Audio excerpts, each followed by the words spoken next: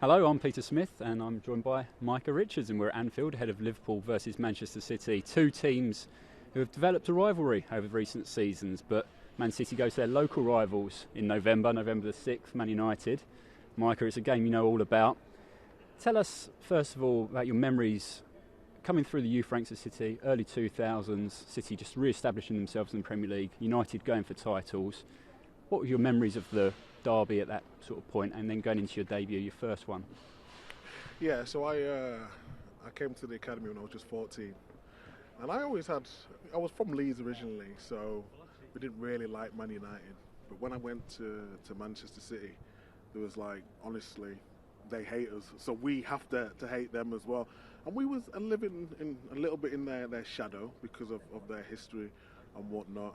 And all through the ages, it was like, that's the game. No matter what happens in the league, this is the game. This is the most important one. So I absolutely loved it from a young age. And then when I got to do it for the first team, it was like a dream come true. It was surreal because I had Ronaldo, Rooney, and I was only young back then. I remember we played a game in the Air Munich disaster. It was a real emotional and sad day. We ended up winning that game as well. But the derbies were always a special memories. Yeah. I think if you look at 2011, that feels like a significant year for City in terms of this rivalry, because you started in February where you went to Old Trafford, Rooney scores that overhead, and they go and win the title, don't they? But you beat them in the FA Cup semi-final that year, and went in to win the Cup, and then October, 6-1 at Old Trafford. I mean, an incredible, historic moment for both clubs, really, for different reasons. What was that like to be a part of? Well, I don't like saying it, but I did get man of the match in there. An assist as well? I got assist, yeah, but I don't like to mention it. But yeah, that day was just, because we, had a little bit of rivalry, a little bit of friendly banter. We was the noisy neighbours. So when that game happened and it was 6-1, it was like we've actually arrived. And people would say, yeah, they went down to 10 men and all that, but it was the manner we did it. To go to Old Trafford, we know how tough it is to go there anyway, but to go there and win 6-1, first half was even, but in the second half we just turned it up. I remember David Silva, James Milner, Mario Balotelli in that game was just different gravy. And that's one of my favourite ever moments, and it came against the Reds. Yeah, absolutely. You talk about noisy neighbours. See, United won the title next season, Ferguson's final season.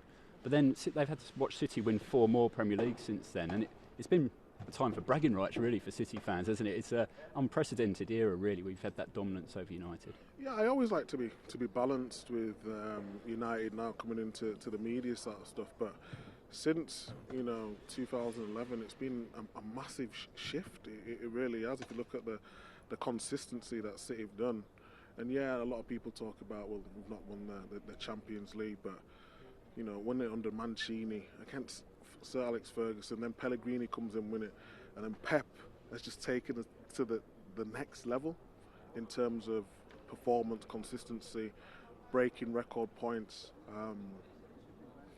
But yeah, it's sort of sad for Man United, because growing up, they was always at the top. They was always a team that you wanted to beat, because the levels were so high. So to see the levels drop a little bit, it's disappointing. But now they've got a squad who looks like they can compete again, so it's good to see. Yeah, final point, Micah, was where the two teams are now, and obviously with Ronaldo, Varane, Sancho coming in for United, finished second last year. How far away do you think they are from toppling City?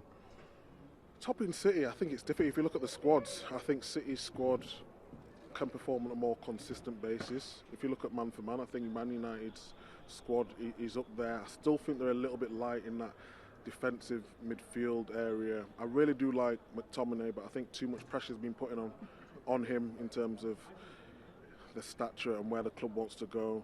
Fred is hot and cold. Some days you think he's unbelievable games, then you watch him and you're thinking it's basic mistakes. So if they want to truly challenge for that title and mix it with the likes of Man City and Chelsea and Liverpool, then I think they're going to have to sort out that area.